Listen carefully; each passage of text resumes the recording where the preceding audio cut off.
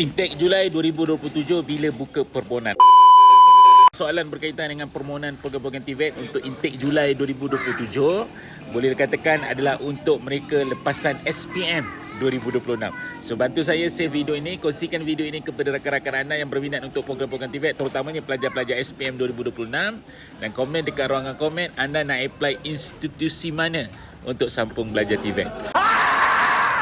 Maklumat anda, sekiranya anda nak mohon program-program TVET untuk intake Julai 2027, seperti mana untuk intake Julai 2026, permohonannya bermula pada April 2026.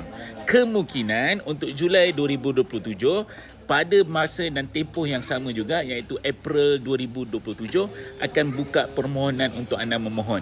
Sekiranya anda nak tahu tarikh yang tepat untuk permohonan program-program TVET, jangan lupa untuk follow saya, save video ini dan sentiasa tengok video saya supaya anda dapat tarikh yang tepat dan macam mana untuk anda nak mohon program-program TVET di UP_TVET, di mana dekat UP_TVET ada dua bahagian, di bahagian perdana dan juga fleksi.